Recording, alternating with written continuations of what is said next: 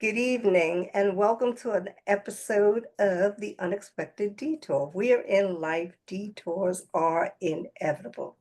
Today, I am happy to have with me Tony Stewart, who wrote a book called Catching the Tiger, and it is about his grief of losing his wife, Lynn, to cancer. So, with that, I'm going to introduce Tony to you. I will ask some questions and we'll get on with it. Tony, take over. You tell us something about you. I know that you are a author as well. You're into photography? I'm into photography. I was at one time a professional filmmaker, and then I did a bunch of things with computers. Carrying the tiger, and I should say it's carrying the tiger, not Oh, catching the Carrie, I'm tiger. sorry. Don't worry Oh, about it. Carrying the Tiger is my first book. So by oh, okay. definition, I'm an author now, Oh, but it isn't like I've because spent. I see Lynn's pictures back there. Yeah, Those are Lynn's pictures. those are Lynn's paintings, my late wife Lynn. So let me just tell your listeners, the book is Carrying the Tiger, but the subtitle, which kind of tells the whole story, is Living with Cancer, Dying with Grace, Finding Joy While Grieving. And the book is my memoir of what happened, more or less starting on the day that we learned that my lovely Lynn had tumors in her back and in her spine that no one had expected. And it follows on from there as we learned what it meant to live with incurable cancer. And then the cancer beat the drugs, and she did die beside me in home hospice, which was actually really beautiful. And that's the whole the middle part of the book, the dying with grace. And then my shattering grief, as anyone who's been through a deep loss has had their version of shattering grief. And then I met someone else. And the last part of the book is about how hard it was and how complicated it was to start another relationship while I was still crying for Lynn many times a day, every day, and sort of how that played out for me. So that's the I whole like how book. you met Linda Oh, yes, at the pool. I did. We did. 35 years earlier, we met at the swimming pool. Yeah, you were talking to all the other girls and you Yep. asked Lynn. Yeah, uh-huh. Yep. And No, Lynn at that, thought you were talking to her, not knowing that you were talking to everybody else too. yeah, excuse me. I was on the rebound then. My first marriage had just ended in divorce. My first wife had left me. I felt shattered in a different way. And I was like, I was 29, as many young people might do, I was out there determined. I didn't subconsciously, right? I must have been determined to prove that I was still a worthwhile, valuable, attractive guy. So I was talking to all the pretty women. And Lynn didn't realize that and thought that I was hugely attracted to her. So the next day she like stopped at the end of the lane at the swimming pool where we swam. We saw each other there all the time, just casually. We both happened to swim at the same time. Uh, and she stopped at the end of the lane and did some like leg stretches. And I saw her there and I stopped and started talking to her. And that was the beginning. That was back in the 80s. Yeah, that's why I said it was cute because she didn't realize that you were in there talking to everybody, but she caught your attention. She did. And she never would have done that if she didn't think that I was already focused on her. Exactly, because she had no clue that Right, that's what was going right. on. All right, about your book. What makes your book different from anybody else's? I think the main thing is that there are books about living with cancer for sure. And then there are some books about deep grief. In fact, there are quite a lot of like self-help and advice books on how to get through deep grief.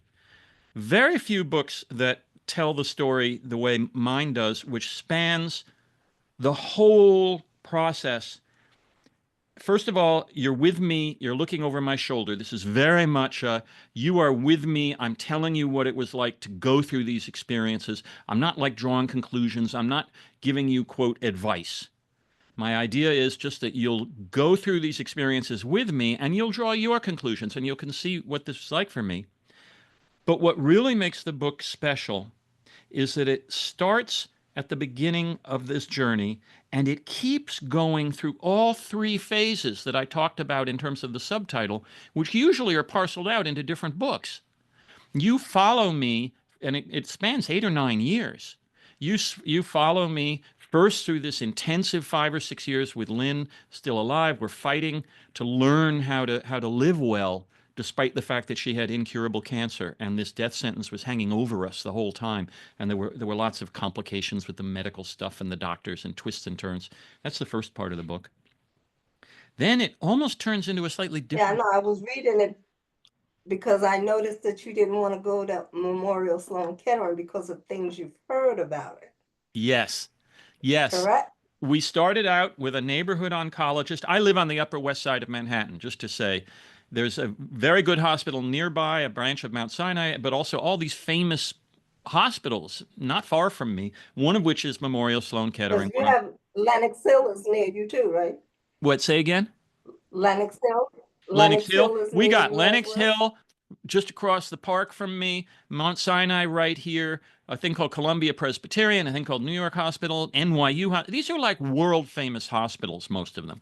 I'm spoilt for choice. But we really wanted to stay with our local, lovely, friendly, warm oncologist. And we didn't even think of going down to Sloan Kettering because we had heard these stories about how it was like my way or the highway, like an assembly line, doctors who treated you badly, things like that. And then through some twists and turns, we realized that there was a clinical trial that was available that might be wonderful for Lynn. And at that point, her prognosis was 6 months to 2 years. People with incurable lung cancer, which is what she had, stage 4 non-smokers lung cancer, typically live, even with chemo, between 6 months and maybe 2 years, which is pretty horrible. But we heard that there was this new immunotherapy drug that was being tried, and there was a clinical trial where they would do that plus a kind of chemo that was good for Lynn. But if we were going to do that, we had to go to Sloan Kettering. And we went there, and we ended up having a wonderful doctor, having very good experiences. There were not with we saw a lot of doctors for different things, and there were some bad experiences, but they weren't terrible. And our primary doctors were wonderful. And Lynn lived almost 6.5 years on those drugs, 5.5 years before things Yeah. started to go wrong again, which was pretty freakishly wonderful for us. Um, I asked you that because when I saw that about Sloan Kettering, that's where I went. oh, okay. Did That's you, where I had my treatment at Sloan Kettering. and do you feel like you had a good And I experience found there? them to be so awesome experience. Yes. Awesome. Yes. I That's, had an awesome breast cancer surgeon. I mm-hmm, had an awesome oncologist, mm-hmm. a radiologist. I mean, they were just awesome. So I that's feel, why I was looking, I was like, but I had the same story said to me too, not to mm-hmm, go there because you know what it was? Because they knew somebody that died there. So they figured that because they died there, I would get the same treatment, but they didn't know what kind of cancer I had either. They right, just telling me, right. just go someplace else. And So of course, if we I said to had a good um, experience. you had a good experience, everyone I know who's actually gone through Sloan has had a good experience. Um, and we're all going to die. And many, many patients with cancer die. Yeah, And Lynn died while being treated by Sloan Kettering. And I don't blame them. They didn't do it to her. It was the cancer. It right. was just her time finally came. So anyway, to Yes, answer your yes. way back What was this question. care Oh, bridge? no. I never. Oh no, Caring Bridge. Oh, go ahead. This is a good. Glad you asked that. So caringbridge.org, which is a website, is run by a nonprofit organization that specifically set up this website so that people who are facing health challenges can communicate with their friends and loved ones efficiently and Oh, smoothly. And someone told us about this like 5 days in. I mean, really early in our journey. Lynn had a lot of friends right away, and she was open about it. So, like from the minute we heard that she had tumors, before we had a diagnosis, before we'd even been to the first oncologist, she started emailing her friends. And then we were flooded with these emails going back and forth, and we're basically saying the same thing to multiple people who are asking the same questions. And someone told us about Caring Bridge, and I highly recommend this to anyone, any listener. If you're facing a health challenge, you can set up, like we did, a private website. It looks like a really stripped down Facebook with no ads, and you can make it private so that only your friends can access it. So you're not like being public with the world unless you want to. That's your choice. And we started writing posts on Caring Bridge like a week in. And Lynn actually asked me to write the posts. She was happy to talk to her friends and tell them about the cancer, but she really didn't feel comfortable doing the writing, and I very naturally did. So for all the many years that this book covers, I was journaling. I mean, I didn't think of the word journaling then, but when you look back, what Caring Bridge did was it got me to start journaling for our friends about what was going on with Lynn. And it had so many good effects, like the support we got, the just in the comments coming back, you wouldn't believe how empowering and wonderful it is to hear your friends say just the simplest thing like "I'm with you, girl," and "Wow, that sounds hard. That sounds hard," and "Fingers crossed for tomorrow's operation," and things like that. Just simple little things that they didn't even have to think 5 minutes about gave us immense strength in the sense that we weren't alone, that everyone was with us. And then benefit number two that I never would have anticipated. Lynn didn't want to like be cancer to her friends. She wanted her friends to think of her and talk to her when she saw them exactly like usual. She didn't want to spend her time talking about her cancer. So because we were writing these posts and all of our friends were reading them, they knew what was going on without having to ask us. So when Lynn went out with a friend, because for these 5 or 6 years, she did have lots of good times, went out with friends, saw them, did things, they could talk like they normally did. They didn't spend the whole conversation saying, "What's going up with you and your cancer and how do you feel?" We wrote about that last night. And that was wonderful. So that I know, and then the third It could thing be is depressing. it was really, it opened us up. It made life go more smoothly. And then ultimately it led to this book, Carrying the Tiger, which I never imagined writing in those days, but the essence, the germ of it came from all those posts. I had all this material. I had So been that was expressing all of it. actually, you were doing her memoirs for her, but Yeah. okay, I you thought of did it, I should say, the book keeps going after Lynn dies. It does. That's the last right. part of it. It's about my grief and meeting this other woman and the complexity of trying to have joy again. So at some point, I had to realize that actually this is really my story as her caregiver. But when she died, I wrote a post in which I basically said, "I guess it's over now. I guess these posts are over now. Lynn died. This is the Lynn Catula Caring Bridge. I'm not going to write anymore. Why would I?" And then 2 days later, I wrote another post because it was just so emotionally important to me. I had become sort of addicted to sitting down at night at my desk and writing out what it felt like. And became my own healing and my own therapy. And I kept going. And at some point later on, I realized in order for anyone to make sense of this, I have to write the book as not Lynn Catula's memoir, but my memoir of my beloved wife Lynn and what we went through, and then what I went through after she died. So Yeah, and being a caregiver is hard. being a caregiver is Very. really hard. I was my mother's caregiver. That's why I know, because she Yeah. had cancer, Oh and wow. I'm an only child. My son Well, is the only child, uh, so I was taking care of her, and I had an only child that was like 17. yep. So Um. yeah, Wow. and No, that. I started journaling. I used to see my mother journaling all the time. Mm-hmm. She has like about 10 books in here where she would write stuff down. Mm-hmm. And I used to ask her, "What are you writing down?" I mean, she even put down that she spent a quarter at lunch or something. So she would always write things down. And it didn't occur to me that that was like a story she was telling. Yeah. And that when I sat there with my journey with breast cancer, I decided to write what I went through. Yes. From the craziness that I would see. I decided to write it. So that's why I said it's a healing thing.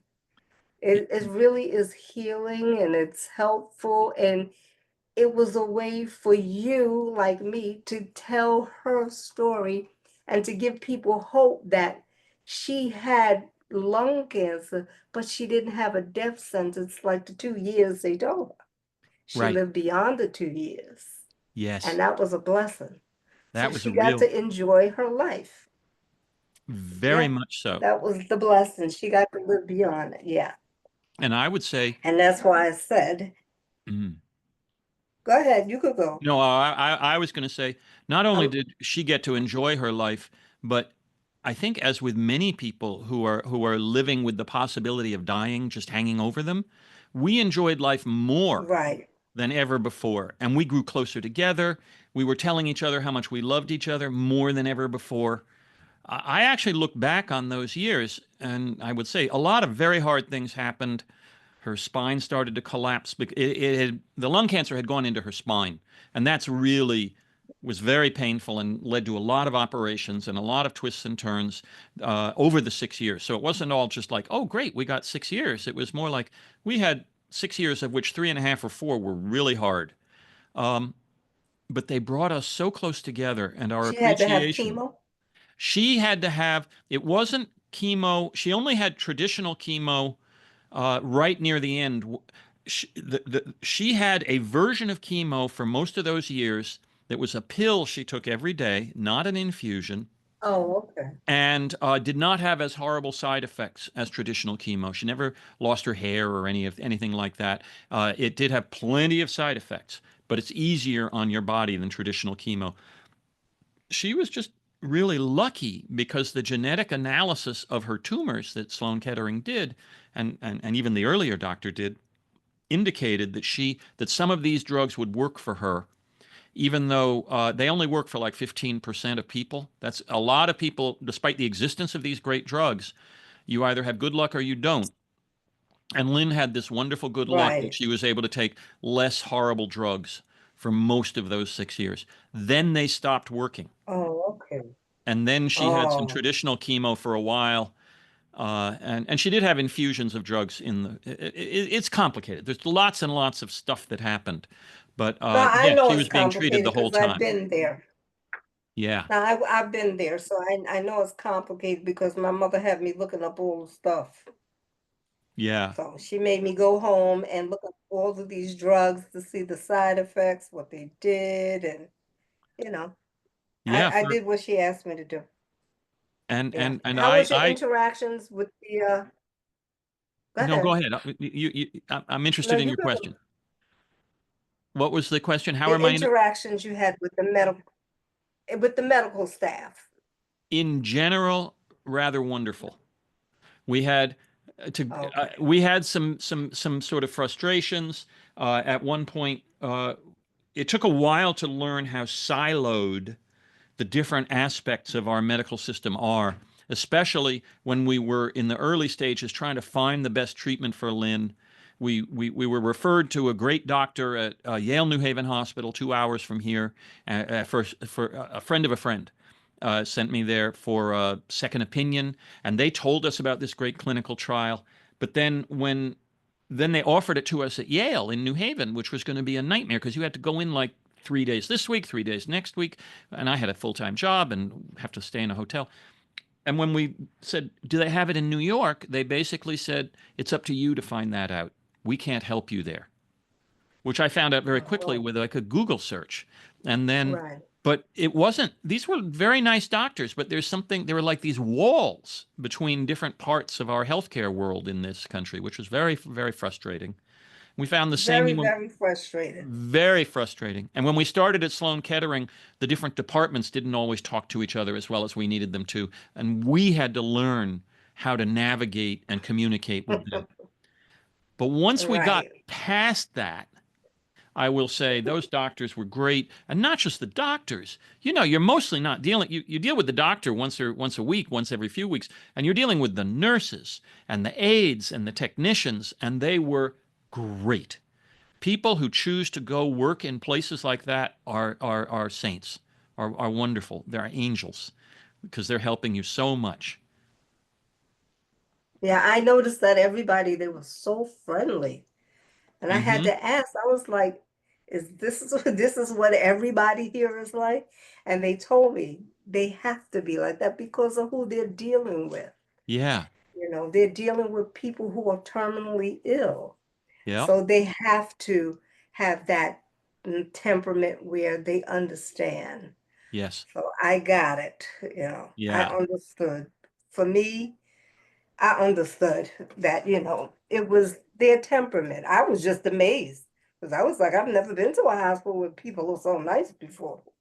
Yeah. I've Usually I they're, know. yeah, because No, when my they mother was doing hers, they weren't too nice there. Not we at did. Sloan Kettering at the hospital she was at. Right. Right. No, I understand. Yeah. We did talk. Lynn was hospitalized multiple times along the way, once for much of a month. So we had a lot of time in there and talked to a lot of nurses and aides. And several of them told us that they really loved working at Sloan Kettering, that they were having a better time there, were better treated there than they had been at other hospitals. And the vibe there was just so nice. We're I know, doing and an I'm sure ad they for fell in Sloan love with Kettering here. yeah. Yeah, because when I would start reading your book, I was like, oh boy, he heard stuff that I heard. But my boss made me go there. Your That's what made boss. me go. Hmm. She made me go. She left a message with my immediate boss and told him to tell me that I am to report there immediately. Wow. What a But that's gift. that's a whole different story of how I got there because I didn't Right. go there. Right.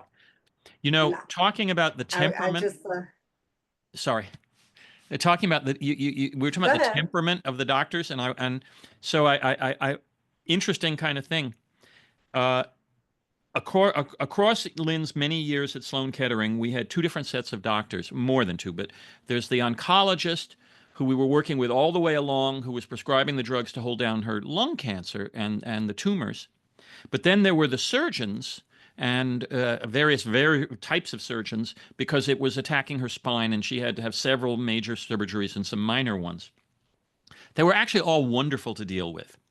But when we get to the end, the last weeks before we decided to stop treatment, it got really horrible. The drugs had stopped working.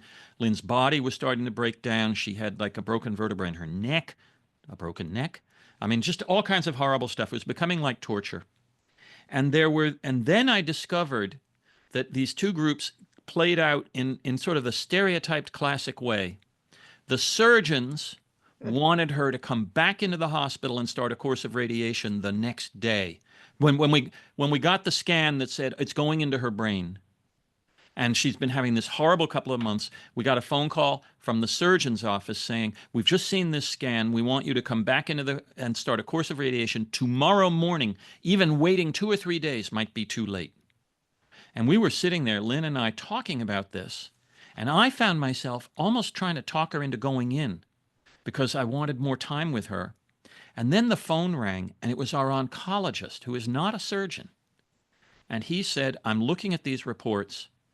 And I think this may be the time to say enough is enough." And basically, if you go back into the hospital tomorrow, you'll probably never come out. And we decided to Wow. do home hospice. And I love those surgeons. They were wonderful. We had multiple operations with them, but they have the let's fix it mentality. That's who surgeons are. We're going to fix it. And it was the Right. oncologist who came along and said, "There's a point at which incurable cancer is incurable cancer.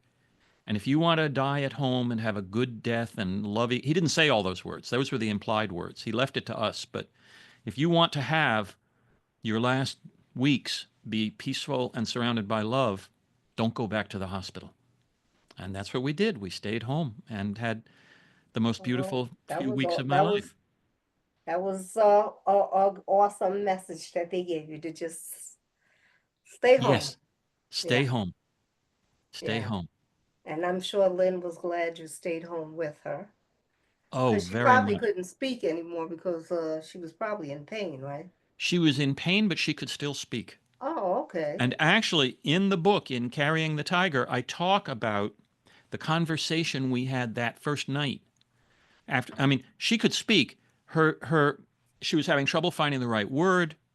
It was tiring her out. She was speaking very slowly. You could see it affecting her. And for weeks, I had seen this happening and thought it was the pain. And only that day had we discovered, no, there are tumors in her brain messing with her brain. Oh, Um, okay. but we had some wonderful conversations in the first week. She only lived 2 more weeks. We didn't know. Oh, We thought it might be 2 or 3 months. She was actually close enough. And then once she decided to let go, she went very peacefully over the second week. But we had conversations like, "What do you think's going to happen?" And I should say, we weren't religious. We're not religious, but we are spiritual. So we don't know what will happen. We don't have a faith belief that tells us, but we didn't know. So we were talking about stuff like that that you never talk about. Like, I can't believe this is happening to me, she said one day. And I don't want to leave yet, she said right. another day. We were having, and then we would talk about it and cry and hold hands. And oh, it was And so wonderful. I asked you that question because it made me think about what you went through and how I went through watching my mother die, and I was with my son, and my son was like, "Ma, people are selfish when they see their loved ones dying. They don't leave because you won't let them leave. You have to let them know it's okay." Mm, Yeah, wow. yeah. Your son, who was only He 20 or was 7, 17. He's he was still 46 now. 17. Those are wise words. Yeah. And it made me think, and I said, maybe he has something right. So I remember I went to Calvary, Hmm. and I remember my mother, she had a tracheotomy, so she couldn't speak, Right. and she waved goodbye, and a tear came out of her eye. Yes. And Yes. and I'm like, what is she crying for? I told her I'll be back. I just told her you better be here when I get here, that's all. But then I remembered what my son said, that people are selfish with when others are dying. We don't want them to go, so they Oh, hang around and they suffer. I agree with you. Yeah, Um, the dying is going to happen. It's in the yeah, process of happening. And the best thing we can do is both to accept it in our own heart and also let them know how much we love them. yeah. Because I remember the doctor who was like, "You better tell your mother if you have anything to say it now." I said, "We're good. Mm, We've always loved each other. We didn't have that problem, so yeah. we're good." Yeah. It was just letting go. Letting go. Yeah, Like looking back at that night with the two doctors calling and how I was trying to talk Lynn into going back to the hospital. I had always sworn that I was never going to do that.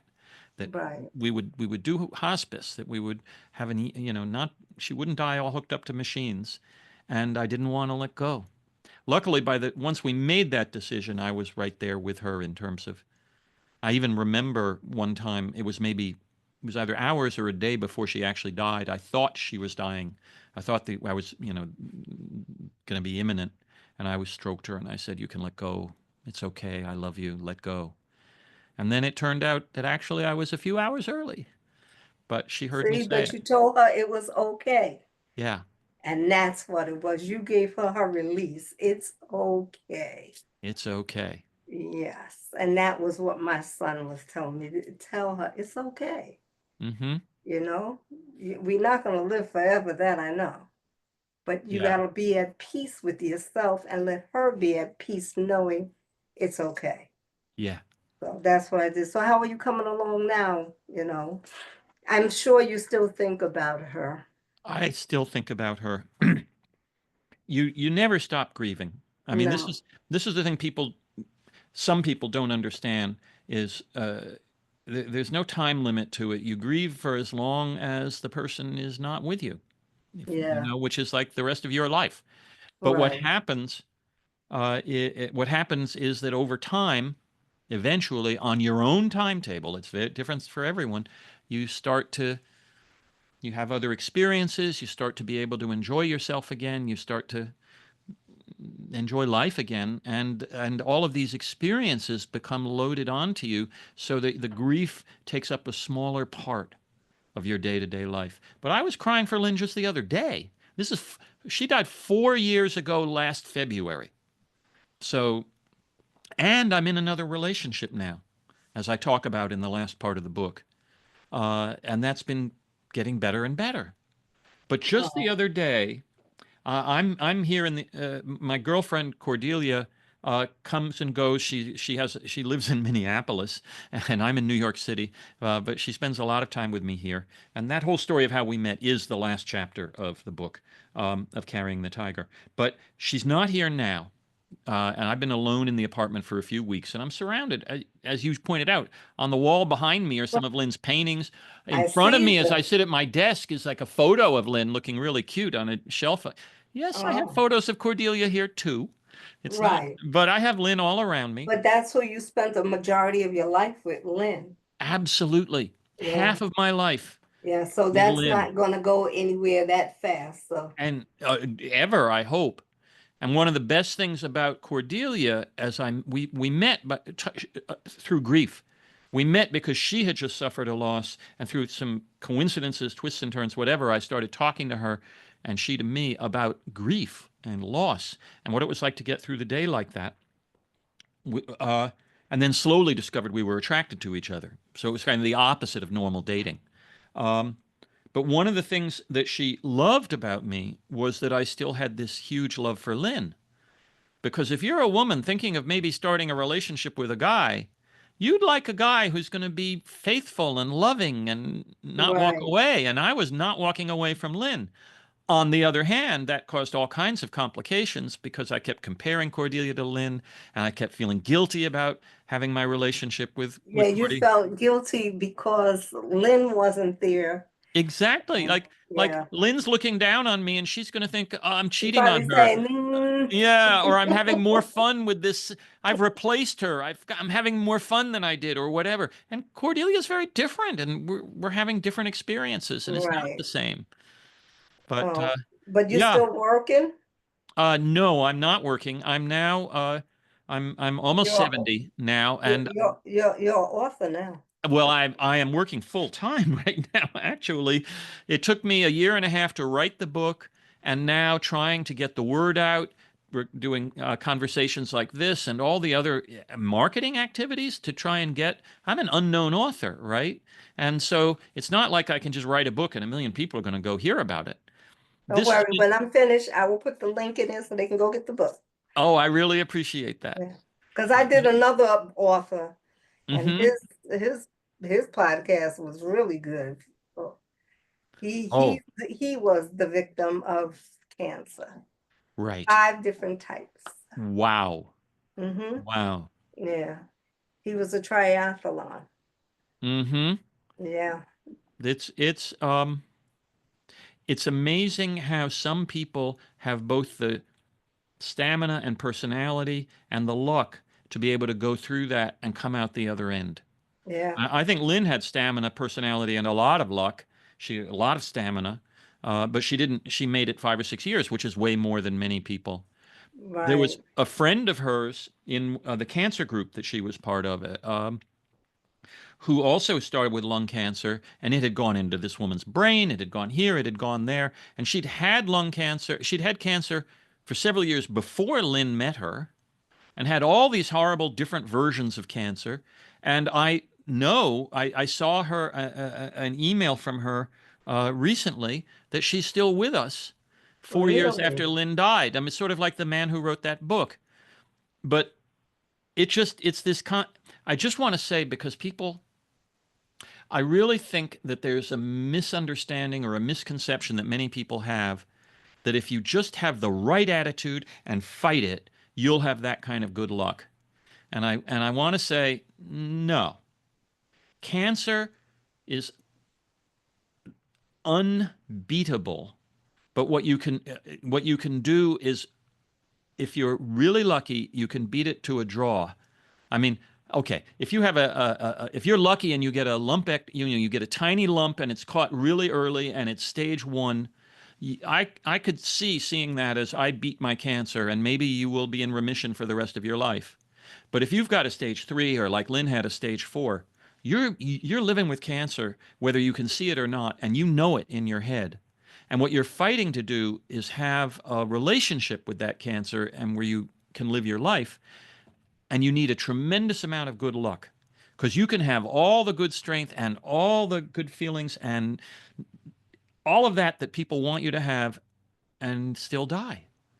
But she had a positive outlook Oh, too. absolutely. She had a positive That's attitude. what kept her going so long, her attitude. I think her attitude was really important, and I also think the drugs and the luck. I think Yeah, it is all three of those things. because Because if I see a lot of people and they look so sad and yeah, and I would go to Sloan Kettering and I would sit there and I would just be feeling sad for them. yes, And I they wrote would a ask whole. me how come I'm happy. I'm like, look, I gotta be happy. I gotta make myself happy knowing that I'm gonna get through this. You're going to get through this, and I have to say, even if like Lynn, you eventually reach the point where you're not going to get through it, it's not a tragedy. I mean, we can look at it from the outside and say, here's a young person who died, leaving a child behind. Of course, I would call that a tragedy. But in a way, there is something, we all live, we all die. And in Lynn's case, and in the case of many others, she'd had a reasonably full life. She didn't want to die. She didn't want No, her life to end. I didn't want her life to end. right. But life does end. And if you can find it in yourself to, yes, get the best treatment you can, get the best doctors you can, and roll with the punches as best you can, when the time comes, if you're lucky, it can be one of the better experiences. It's the leaving this world can be a really beautiful experience. And I think it was for Lynn, not just for those of us around her. She said some things in the last days of her life where as she started to really fade away, she's getting to the point you thought she was at for the whole 2 weeks, but it was really the last few days where she would hardly talk anymore. She's gotten really quiet. She's lying on the bed. A lot of the time she's either looking at the ceiling or even has her eyes closed. And when we reached the point right near the end where she wouldn't even let me squirt some drops of water into her mouth, which happens. It's the body's natural response near dying to refuse water. It actually helps the body die more comfortably. I only learned that recently. I didn't know that then. But what she turned to me and she said, "Don't bother me. I've got a lot to do." And this in the middle of the last few days of her life, when from my point of view, she was just lying there looking at the ceiling. But wherever she was going felt to her like, I'm in the middle of something. Don't distract me from it. I've got a lot to do. Those words hang with me, And even she though, had a lot to do. yep, she She had a wanted lot to to go do. peacefully. Yep. Yeah.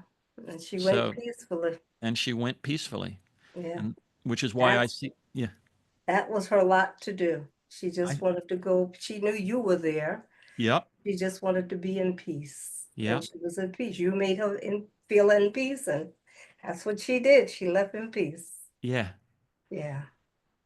And the So whole thing ends up being a gift to me, living on afterwards, because yes, I went through years of shattering grief. Well, the shattering part was, in my case, less than a year, yeah, but well, it's only what, 4 years? it's So only 4 years. I'm still grieving now. yeah, I will grieve forever. I was crying the other day. I took this bowl out of the cabinet in the kitchen and I looked at it and I realized that Lynn and I had bought that bowl, a cheap little thing that we bought in Chinatown, but it's cute. And I remembered when we bought it and I just started to sob. And this is, right. the other day. But also, like you're saying, she gave me the gift of knowing that there was nothing left unsaid between us, uh, and that she had been able to go peacefully and surrounded by love. And she also did, just a few days earlier, uh, give me permission and even a little encouragement to have another relationship later. Oh, that was nice. It was really nice. She didn't want you to be by yourself. She did not want me to So be by you had myself. her approval I had her approval to move to on. move on. And then what comes as a surprise to me and is in the book is that even with her approval, it was incredibly difficult Of to start course. another relationship. And Yeah, because you were missing her. I was missing her and I still felt guilty. It's It was like you were cheating on her. like I was cheating on her. And it didn't matter that she had said, I want you to Right. have another But in girlfriend. your subconscious, it's like, why am I doing this? Yeah. Yeah. Why am Mm-hmm. I doing? I can't do this. I can't do this. Oh, but you're getting along, right? You're going on book tours? No, I'm not doing an in-person book tour, although I'm doing a launch as we speak. It's going to be this Saturday, but by the time this episode airs, I imagine it will have been in the No, past. it'll be up. Where are your Okay. This ones? Saturday, May 10th at noon at Bowery Gallery in Chelsea in New York City. It's on Maybe West. I should tell my son to go. Oh, that would be real. I'd love to meet your Well, son. he's a photographer, so Oh, I would double love that. yeah, Um, yeah. anyway, so that was Lynn's gallery. She was an artist. Yeah, I see. Those are her pictures back there Exactly, because exactly. they're in the book. Yeah, Yeah, yeah.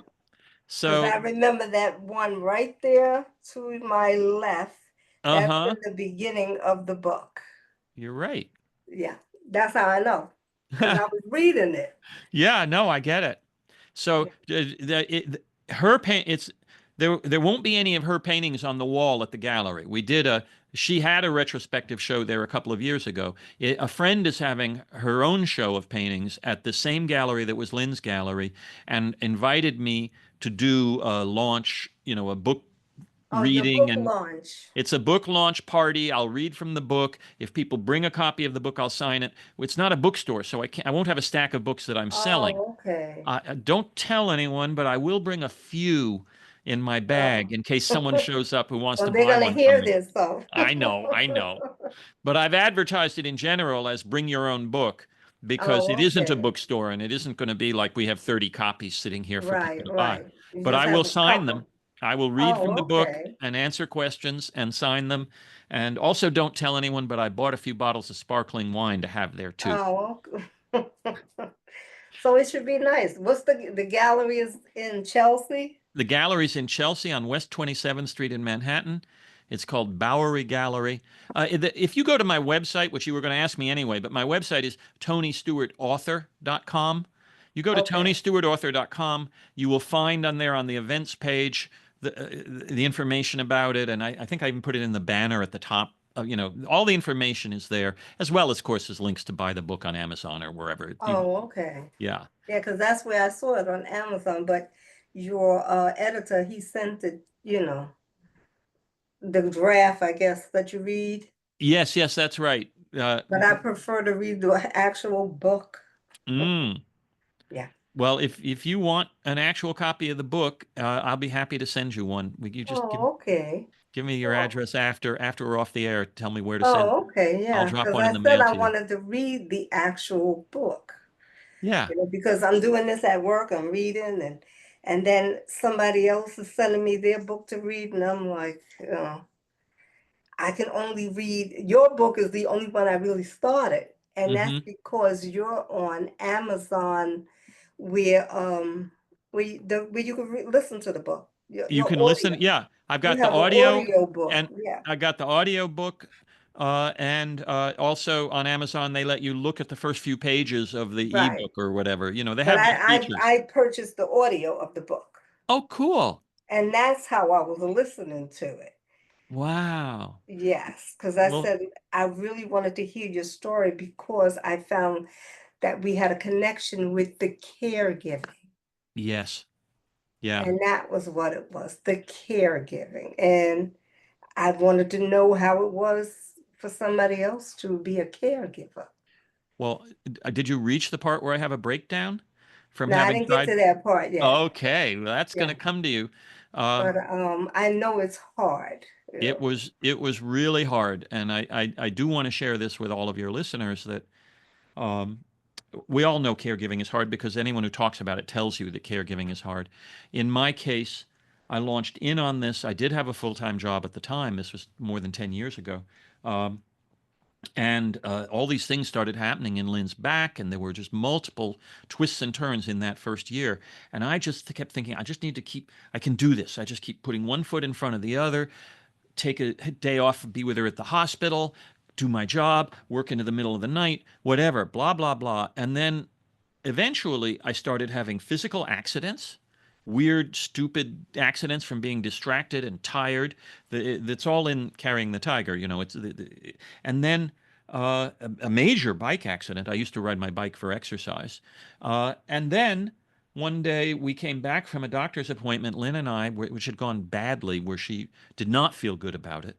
One of the few doctors that I say the bad things about in the book, sort of, and I changed his name because I don't want to the real doctor is probably perfectly good, but he didn't get on with Lynn.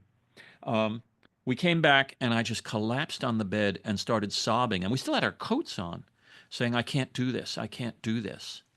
And telling her for the first time how hard that whole year had been. This was about 1 year in, because I just hadn't shared that information with anybody. And I had been afraid to tell Lynn, my confidant, my best friend, Right. because I didn't want her to feel like, oh no, my cancer is pushing Tony away. My cancer is Right. hard on Tony. I wanted her to think Tony's here for me. And eventually I cracked and I had a little breakdown and I told her these things and she didn't turn away. And instead she actually physically, Probably embraced you. she did. She literally embraced me and she Yeah. touched her head to mine and she said, I understand. I really, really, I do. Yeah. It's hard, you know. It's harder when you see them dying too. Oh, yes. And you know that they're going, but like I said, we don't want to accept it, but Yeah. yeah. Yeah. No, That's the hard part. And that part probably plays over and over again, that memory. it totally does. Yeah. And I was very lucky in the long run for now. I mean, in terms of the book, and I was very lucky that during Lynn's hospice, it was during COVID. It was very, very quiet here. I did hire an aide who came in. It was so much work. I don't know what I would have done without an aide. Um, but I would wake up in the middle of the night and write a post for Caring Bridge about what had happened that day and what it felt like here. And those posts with additional memories that came back to me later, are this chapter right in the middle of the book called Traveling. And I think traveling is what Lynn was doing from here to Okay. there. And that chapter, I don't know what other people think of the book, but for me, that chapter is the heart of the book. And she dies at the end of the chapter. The whole chapter is hospice. But it was healing for you, that book. And it all Totally. start with that caring bridge, right? It started with that Caring Bridge, and if it hadn't been for Caring Bridge, I would never have been writing those How did posts. you find that caring bridge? Some friend just said, hey, have you heard of Caring Bridge? I don't even remember who it was. And I Googled them, and Oh, there they were. I'm because I never heard of it mhm, until I read your book, some of it, right. and I see this, and I went in there, and I see that I could put her name in there, and her stuff comes up. Yeah, yeah. Pretty cool. And I was like, I never heard of that. So it's good for me so I can share with other people who are going through some terminal illnesses Yes, to go to Caring Bridge and they can write it down for their families. exactly. And they don't have to be public about it. And it doesn't have to be a terminal illness. It can be anything Oh, that's going to, any challenge that where you need care, where you need the care and love of your friends. And they oh, have features that we did not use, but I think they have features like a calendar where you can schedule who's going to give you rides, who's going to bring a meal to your house, all these things that's the real deal when you need this kind of help. I only oh, used the journaling part of it, but there's more. oh, okay. But that's awesome because I know some people going through stuff. They could use this. Yes. The only problem is either you or some friend of yours that you give access to needs to write the posts. Needs to, I Oh, have and not everyone can do that.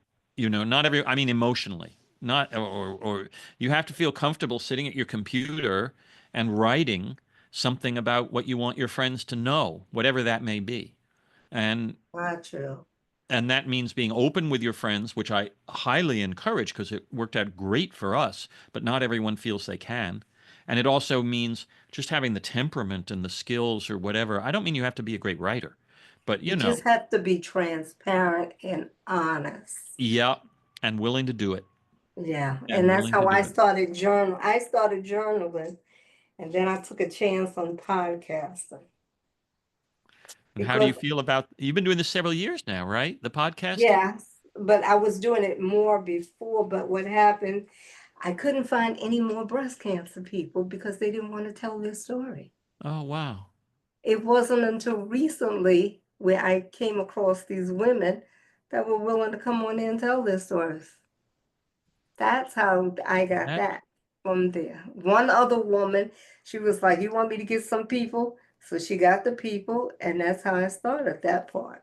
Otherwise, it's really my story. In the beginning, hmm if you go all the way back to the beginning, hmm you'll hear my story. You'll hear about the where the breast cancer was, and that I thought it was something else. Sure.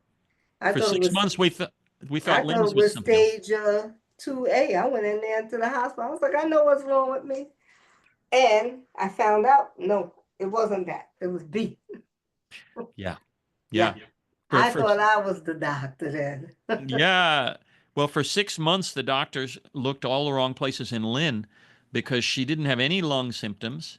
It hadn't yet started hurting in her back, but she was having trouble eating and digesting and getting acid reflux and some diarrhea and all kinds of stuff that were making life hard. So she goes to her doctor, and her doctor sends her to various specialists, and they did all these tests from the waist down or from the belly button down and couldn't find anything. And actually, that was her cancer the whole time, just messing with her digestion because cancer can do Oh, that because to it you. says that lung cancer is very quiet. Yes, You don't know it's there until it metastasizes. exactly right. That's when you know it's there. It has to either be big enough to affect your breathing, and that is huge, Right. or more likely to metastasize. And now you're looking at stage 4 cancer before you even knew you had cancer. Yeah. And I looked it up about, I was looking up something about cancer. Because now that I do this podcast and I talk to these women, when I wanted to put it down, I couldn't put it down Yeah. because I said there has to be a cure for this. I don't care what anybody says. Mm-hmm. There has to be a cure. We know that a lot of things in the environment have something to do with these things, but Mm-hmm. it's got to be a cure. So Well, we haven't found it yet. it became very passionate for me, Mm-hmm. especially the more I listen to the news, and all these people are coming down with these different types of cancer. Yep. It's heartbreaking. It is very heartbreaking. Yeah, And I think there's all kinds of causes. I mean, neither one of us is a scientist, but we all read.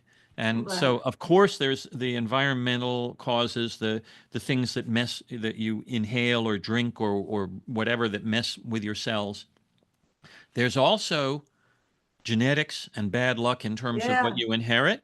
And then there's also the fact that we are living longer in general, not everyone. right. And the longer you live, the more time your cells are dividing and dividing and dividing. It's sort of like evolution inside your own body. And if a cell divides often enough for enough years, eventually it'll kick out a mutated version. Something's a little off in the cell that it Yeah, creates. I could tell you was a Sloan Kettering. They explained it to you, right? Yeah, exactly. So Did if they you draw? give your Did body they enough draw you a time, picture?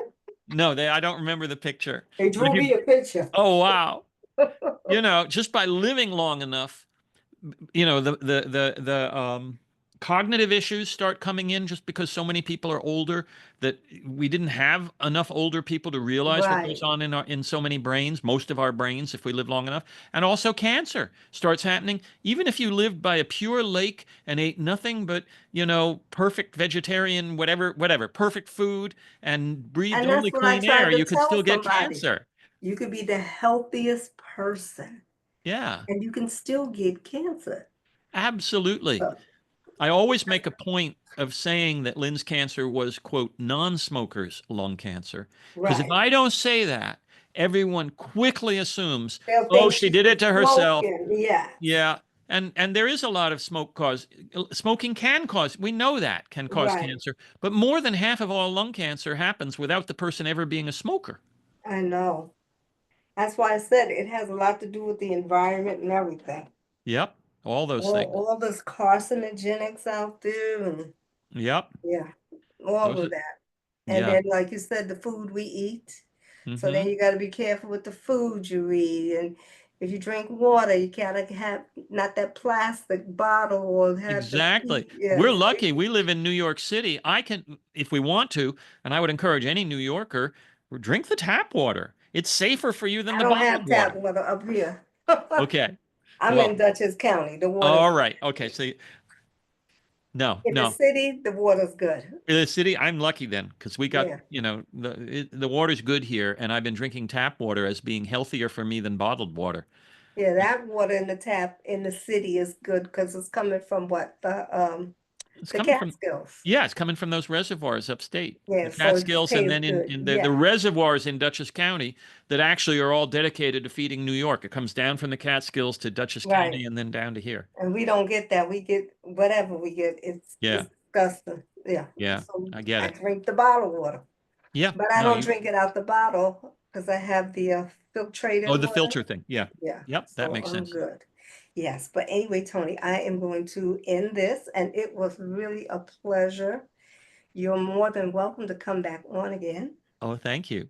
And Yes. maybe You know next how to year. contact me. You have my I do, I email. do. So And you we can already come back said, on and see so, where you get with your next relationship, how that goes. well, that would be fun. This is a journey that we're all on, and there will be Yes. more news, next year. Yeah. Um, I do want to end for if anyone made it all the way to the end of podcasts. I have a long history of listening to half of a podcast, so I understand if people don't. But Oh, I'm bad. I'm sorry. it's Um, okay. but I do want to say again, the title of the book is "Carrying the Tiger" that I wrote. "Carrying the Tiger." My name Tony Stewart. TonyStewartAuthor.com is my website. Okay. And I will be sure to put that in the description. Thank you very much. Okay. Now don't go yet. I won't.